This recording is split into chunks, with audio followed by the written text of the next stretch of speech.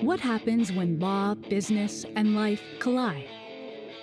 Each week on Lead Counsel, your host Tom Tona will take a deep dive into topics related to the law, the business of law, and life. There will be insightful discussions with industry insiders, experts, and thought leaders making significant contributions and meaningful differences in their fields of expertise. Tom is the founder and managing attorney at TonaLaw. He has been a practicing attorney since 1994 and the leader of TonaLaw since it opened in 2001. The goal of this podcast is to provide you with free information on law and the business of law, and to give you actionable tools related to each of these areas. Now, here's Tom. Hey, welcome to the Lead Counsel Podcast. This is your host, Tom Tona. I am here with Professional Jules. What's going on, Professional Jules? Hi, guys. Welcome back to our podcast in a professional setting where I have to be professional. So health, right? Health is not just physical health. There's also mental health, spiritual health, relational health, right? So health and fitness go hand in hand. And I'm actually reading a really interesting book right now by Peter Attia called Outlive. And he talks about the core concepts of health, right? There are main causes of death that you really want to avoid, right? Cardiovascular disease, mental decline and decay, which ultimately will lead to death as well.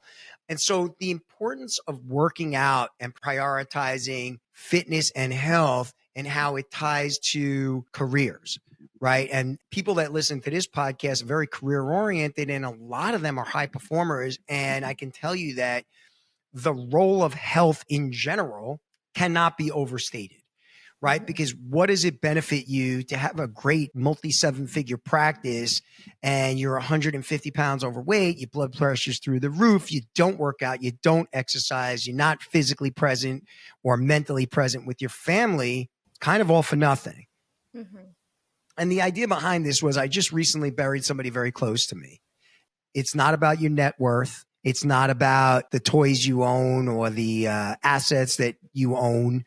It's about your health, your physical health and well-being, and your mental health and well-being, your spiritual health and well-being, and your relational health and well-being. There's 4 areas that I think are really important for attorneys in general, but anybody that's listening to this, entrepreneurs in general, to really pay attention to, right?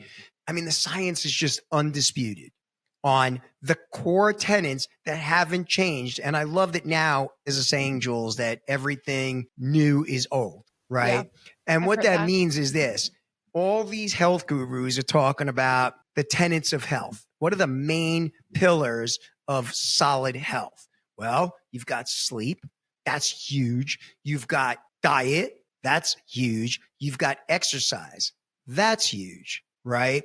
Mm-hmm. And it's the same shit people have been saying since the 60s. I was born in the 60s. Right. So it's nothing new. It's all the same. But I think that people don't give enough weight to the importance of health. Right. So let's talk about sleep. You got any sleep habits, Jules? Oh, my God. I value my sleep. If you talk to anybody in my life, you know, I do not move my sleep around for anybody. I typically am in bed earlier than most people that I know at my age. And most people think I am crazy. Like if it's a Friday night, do not call me at 9 p.m. I'm probably sleeping already. But that's because sleep is just such an important factor in health. And I think when people think about health, like you said, the 3 pillars, sleep, diet, and exercise, people, I think where they go wrong is they'll hyper focus on one of the 3, but all 3 play such an important role. So you can't have a good exercise day or like a good day with your diet if you're not getting adequate sleep every night. Okay. What's your sleep routine? Okay, so my sleep routine.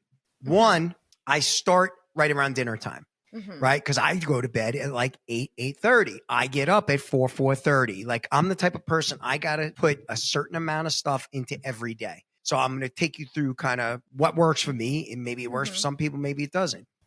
So 1, I take magnesium too. I just started taking a product. And again, I don't get any kind of endorsement deals. I wish I did, but I heard about it on the Huberman podcast called Magnesium 3 and 8. Okay. I take 3 of those with dinner. I also take 3 Calms Forte with dinner and my dinner vitamins at night. Literally By 7:30, I'm yawning. I'm ready for bed. Something about magnesium 3 and 8, and I'm not a doctor. None of this is medical advice. I'm just talking about stuff that works for me. And if anybody's going to try any of this stuff, please go to a doctor. You can't sue me because I'm not a doctor and I'm not giving any kind of medical advice.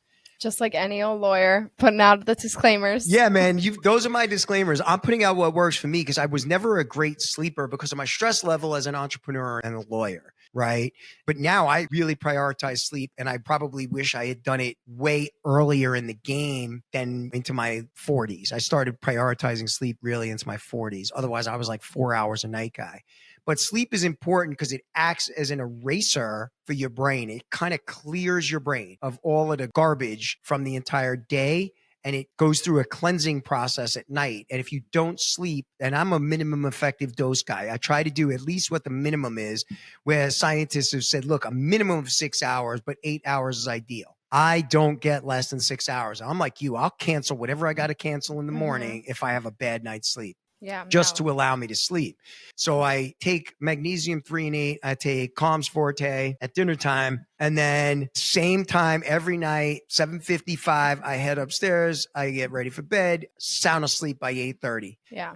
Here's my routine. I'm going to put myself out. I want you to picture this now. Oh, no, please. I use a sleep mask. Right. Okay. There was a study done recently that sleep masks increase beneficial aspects of sleep. I'm forgetting what they are now, but beneficial aspects of what your brain does when you sleep are increased by wearing a sleep mask. I use a sleep mask. I use a product called Alaska Bear Sleep Mask. Right. Oh my God.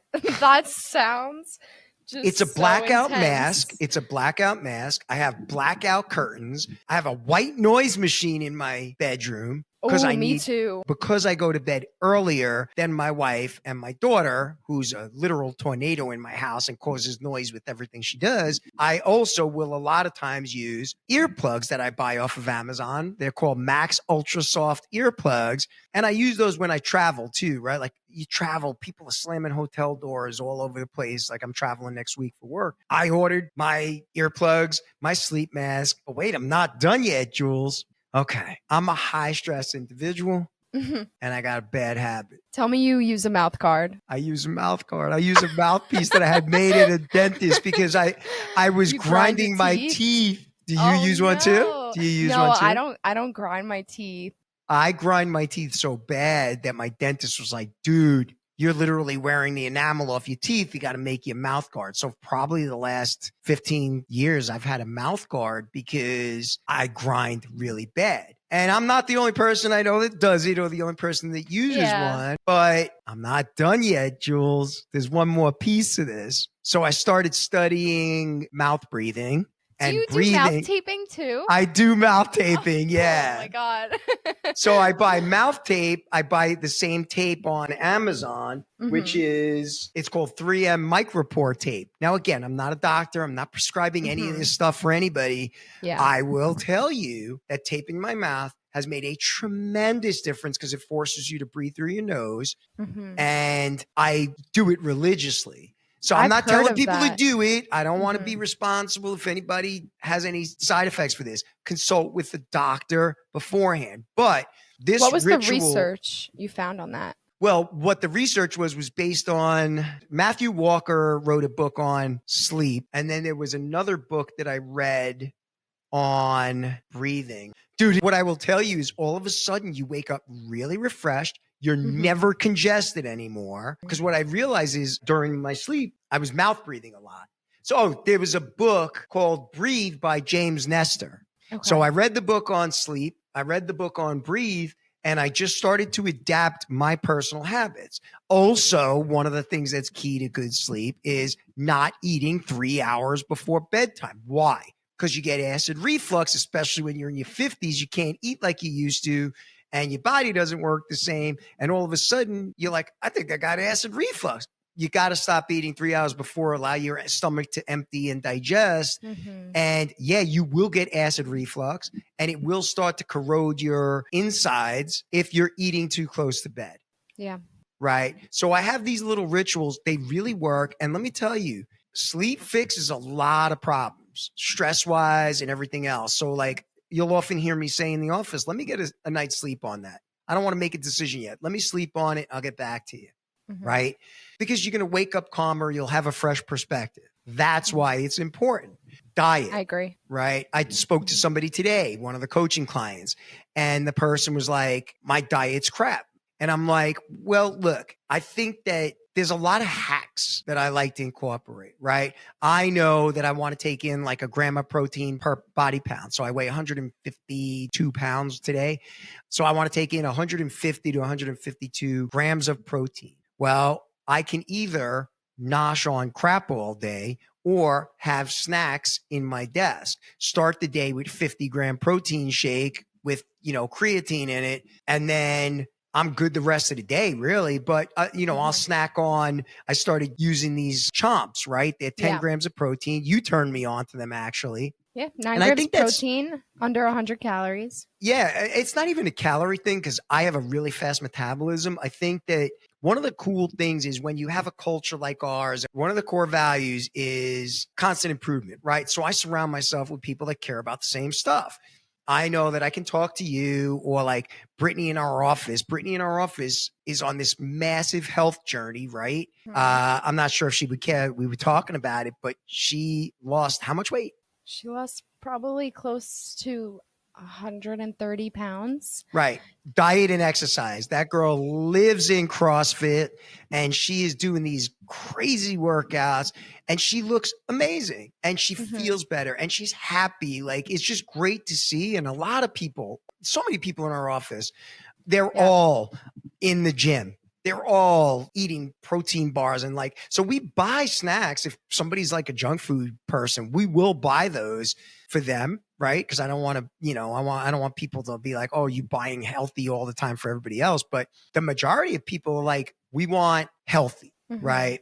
So we have a lot of that stuff in the office and it's something that I really encourage. But I think that diet really determines a lot of things. It's tied to your mental health. It's tied to your decision making. It's tied to outcomes down the road that are going to impact your ability to do what you do at the highest level.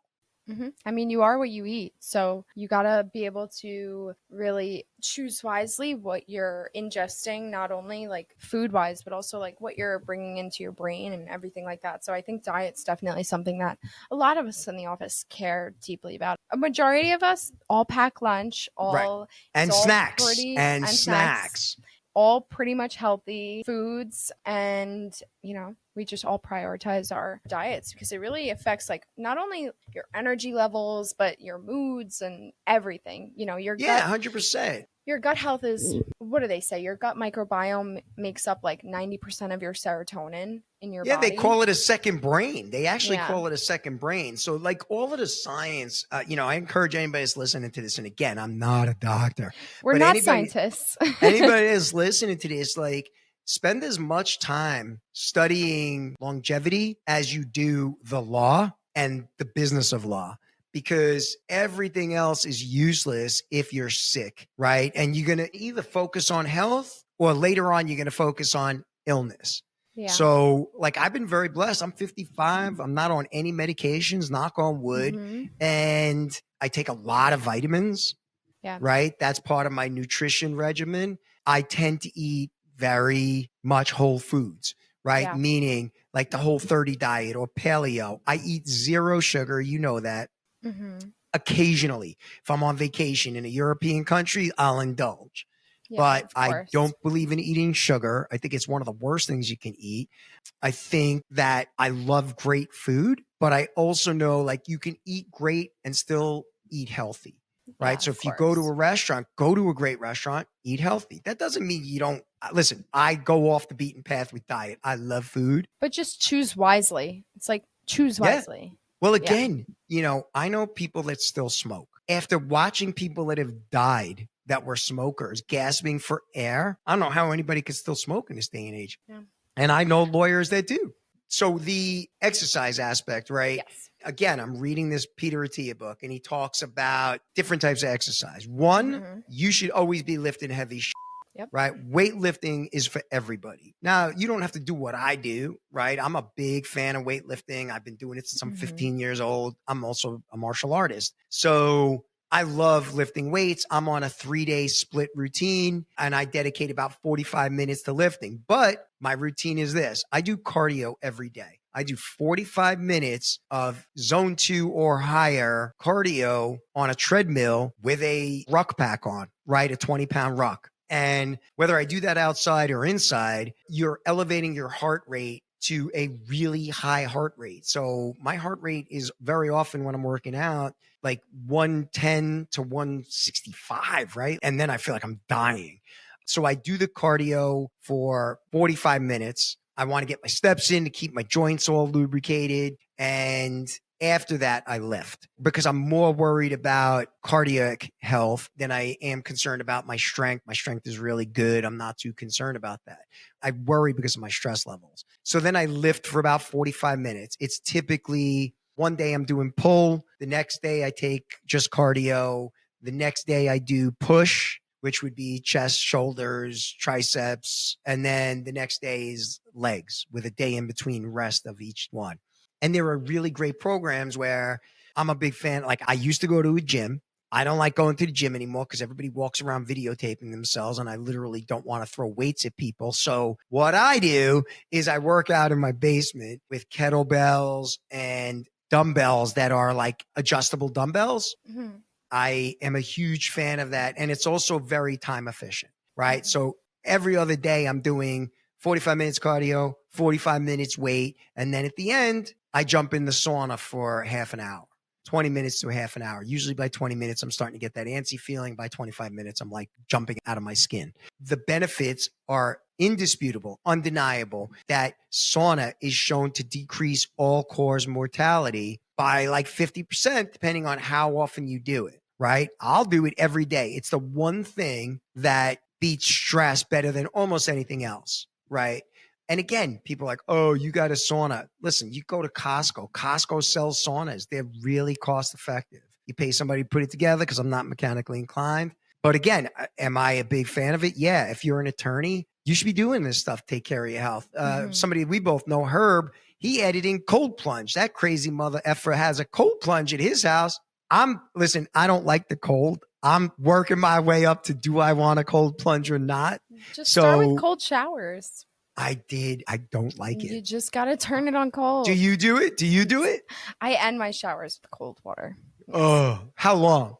Like at least 10 seconds. I could push it to 30 though. That's not nothing. Oh, that's more than you do. Water.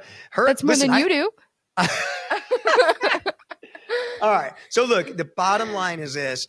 You got to get busy moving or you're going to get busy dying, right? Yep. Especially for the lawyers in here that are in your 30s and 40s. If you're not exercising, you're going to pay the tab for that in your 50s. Mm-hmm. And just like exercise and the way that it affects your brain, there are so many studies and so much research on it. There's also a great podcast that I like to listen to called The Model Health Show. And I recommend anybody take a listen. He has so many episodes about just different benefits that exercise has. And it's really going to make you want to pick some heavy shit. Do me a favor, put that link in the show notes. Exercise specifically takes you out of, especially if you're doing very difficult exercises, it takes you out of being stuck mentally. It improves problem solving. It improves your focus. It improves your decision making, and it helps you retain information, right? Mm-hmm. So what I love is giving my brain a break to do the thinking for me. If you're stuck on a problem and you're listening to this and you're a business owner, your brain will figure out solutions. Let it do the work, but you have to A, be exercising, and B, be sleeping. Sleeping overnight has been shown your brain will solve issues. If you're thinking about them when you fall asleep, your brain will solve those issues. Let's talk about the one thing that I would add to the health discussion, because we talked about sleep, talked about diet, we talked about exercise. Mm-hmm. Let's talk about mental health, Jules. Let's talk about it. What's the best thing you could do for mental health, in my opinion? In Tom's opinion, meditating. Meditation. 100%. I don't understand. It's been shown time and time again. Study after study after study. There are lawyers out there that I'm friends with, and we talk about it, how it literally changed their lives. It changed their business. It changed their relationship with their team because you're just more even keeled. you're present with your emotions. You can see and feel your emotions for what they are. And instead of being governed by them, let them pass, right? So you're not responding in a reactive way. You're processing and you're being proactive in saying, okay, I'm not going to act on this right now. I'm not going to act on this impulse, this emotion. I don't care how good somebody's doing in business. They will put the ceiling on what they can accomplish based upon their ability to rationally process emotion, right? So it's the one non-negotiable for me is meditation, right? So, and I'll give you, for instance, too, I was talking to a prospective coaching client. Somebody contacted me. They want me to coach them. And this woman was really impressive, really, really impressive. And talking about how much money the business is making and where she wants to go with it.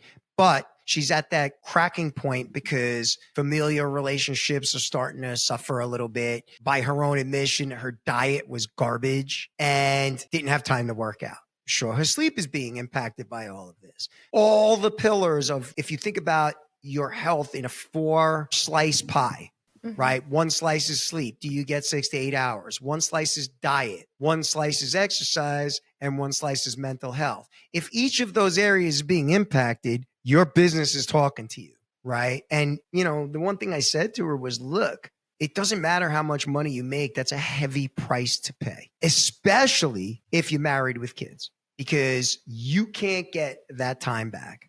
Right. And I know this because I have what I describe as a distracted brain. Sometimes I call it a broken brain, where I'm constantly thinking about the business, If I'm doing that when I'm home, I'm not present for my daughter.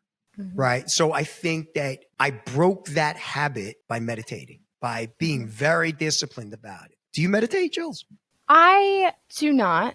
Why? I'm curious. Why? Well, I've started a practice recently of going to hot yoga pretty frequently. I try to go at least twice a week. And at the end, they do give you a moment where, if anybody does yoga, you're familiar with Shavasana. It's when like you kind of just lay there at the end of your practice and you just take a mindful moment, and they'll like shut off the lights in the room and you could stay there for up to an hour if you wanted to, because they do put long enough breaks in between each class.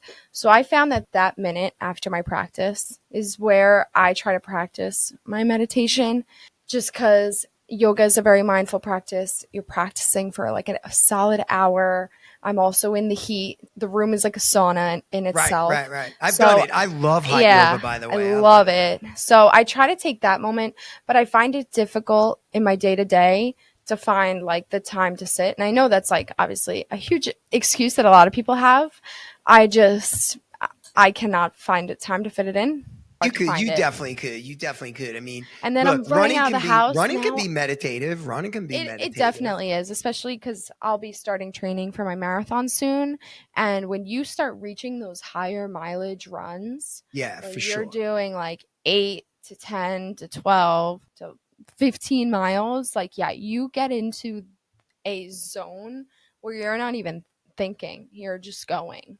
And that's what I really love about running. So I don't sit traditionally and meditate, but I think I find other ways that calm my mind. Look, I would say, especially you talk about the yoga thing, just make it an extension of whatever it is you're doing. And so if you're lifting, you said you lift for an hour and 10 minutes. I usually split the time, 30 minutes cardio, and then the rest I do like some type of CrossFit workout. I have a CrossFit base, so do an hour, which is 30 minutes, and give yourself 5 to 10 minutes where you wrap it up the same way you do with yoga, where you just sit in a chair with your eyes closed and the Headspace app on.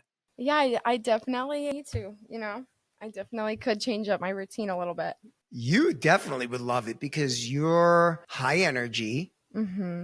You're usually over caffeinated. I think you're still drinking coffee. Yep. And so meditation, like if you're saying it's so good for you after yoga, just add it in on the back end of whatever workout you're doing. Consider it your 5-minute cool down. There's a reason why they put it at the end of yoga, at the hot yoga. That's a good point. So it's just something to think about. But for anybody that's listening to this, and again, hopefully they stuck with us. Hopefully we didn't lose them because we're not talking about money today, but it's just about prioritizing your own health on par with making money and taking care of clients and taking care of your team.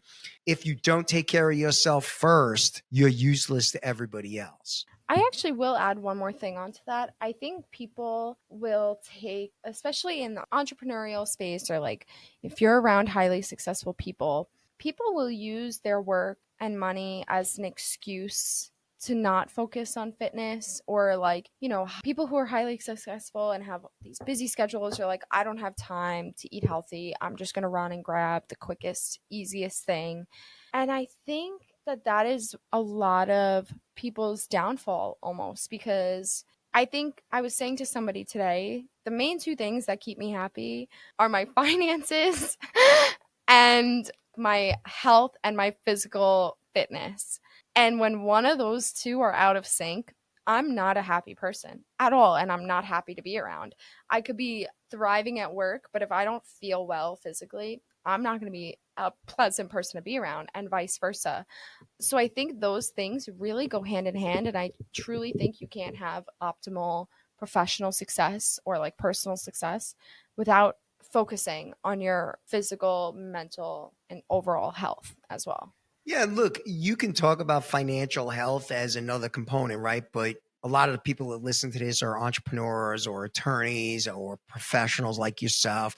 So making money is not a concern, right? They know how to make money, even if they're at the beginning stages of the entrepreneurial journey, they're figuring it out. But I will say that I have been exercising since junior high school, and I'm in my 50s, right? And it's something that is non-negotiable and always has been.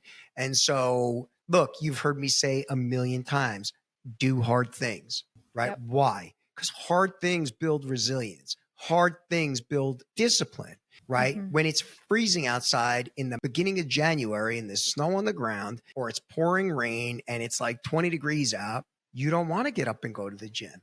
But getting up and working out anyway builds discipline to then do other hard things like your business, right? Or like your career and working towards your career. None of that's easy. If you're not disciplined and you're not resilient, then it leaks over into other areas of your life as well, right? Yep. So you then align all these different areas together, and then, your health as a whole, sleep, diet, exercise, mental health, career or financial health, all together start to work together to increase. Yeah. Right. So that's why I think it's really important. And so, I'm always concerned when people are like, no, I don't like to exercise. I'm like, oh man, why? Why? Or somebody tells me they don't have time to do X. No, you make time to do X. Right? You just said that, actually. Like, I don't really have a lot of time to meditate. I'm like, nah, there's something else there. Like, you may not want to, you may not feel like you know how, but I'm telling you, it's more entrepreneurs cite meditation for their hyper focus, their emotional stability, and overall one of the more significant contributors to their success than any other thing they do for themselves. You don't have to do it. Listen, I don't care, right? Like, I don't have an axe to grind in that. But I do think it changes lives for the better. And I do think everybody can benefit from it. So I agree.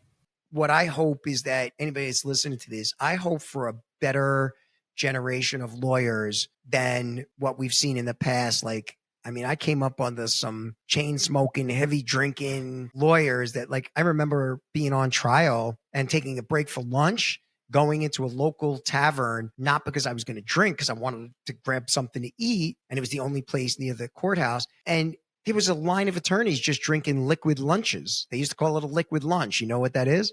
Just beer. Scotch, not beer. And they would go back to court and be half in the bag.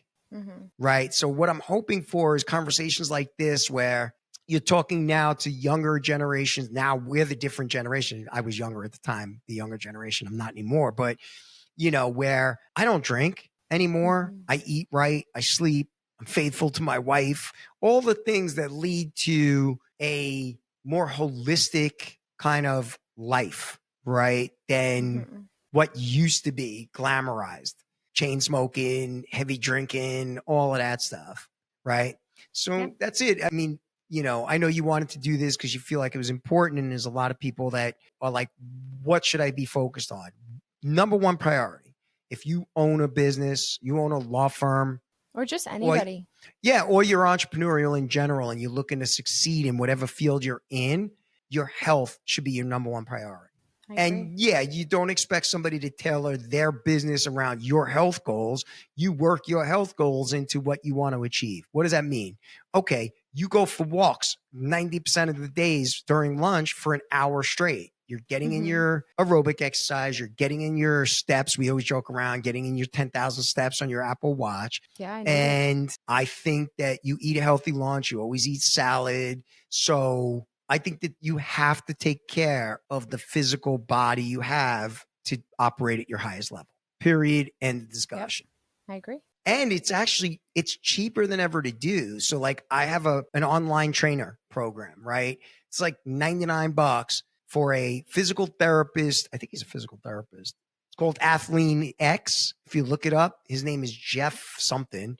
I pay $99 for a program that lasts me 90 days. So it's literally a coffee a day. It's less than a coffee a day. $99, $100 for 90 days. It's like $1 a day. Your point being, like, tell me where you spend your time.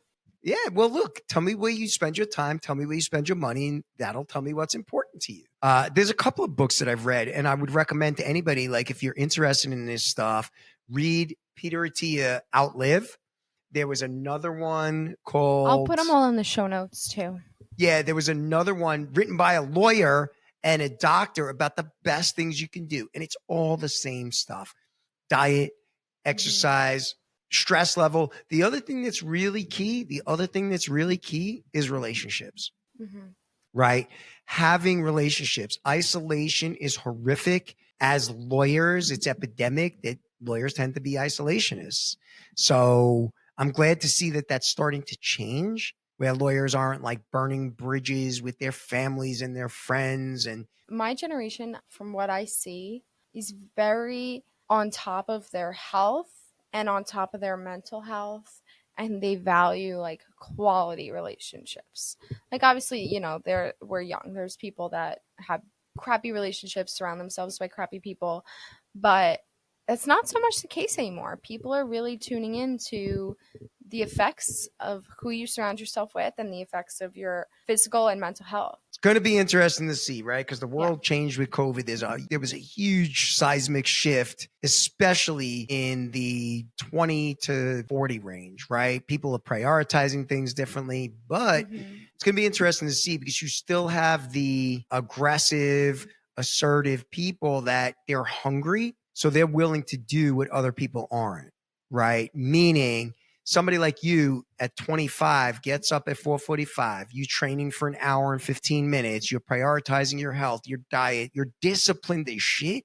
You're going to clean up against anybody else that's just not willing to put in those sacrifices. You know, you go to bed. Yeah, you go to bed. I know. That's all I ever hear about. You go to bed at 9 o'clock at night. How many 25-year-olds are willing to do that to be able to have that regimented schedule? Only one other I know. Actually, my best friend, she's actually training for a bikini competition right now. So she's on prep. She works out 3 times a day. It's insane. Oh, nice. And works full time. She's a social worker. So it's crazy. And that's the thing. Like, but she's not saying, I'm going to be Instagram famous so I don't have to work anymore. She's working to pay the bills and have the life she wants and pursue the things that matter to her. And so, she's going to end up doing great things down the road, because most of the people are not willing to do that. And if you want to live like nobody else lives, then you got to do things other people aren't willing to do. Yep. Boom. And make sure you're drinking your water, everybody. All right. Listen, guys, prioritize your health. And you got to take care of your health and yourself first. It's kind of the air-mask theory. If you're on a plane, when a stewardess is giving you instructions, she tells you, put your air mask on first so you can take care of whoever you're traveling with. And it's the same thing. Take care of your health because the rest of the shit you're doing ain't going to matter if you're not taking care of your health. And that includes your loved ones, your family relationships, your friends, your mental health, eating right, sleeping right. Figure out your business so that it serves you in a way that allows you to take care of the really important stuff. Boom. Yep. Bye, everybody. Thank you. Bye.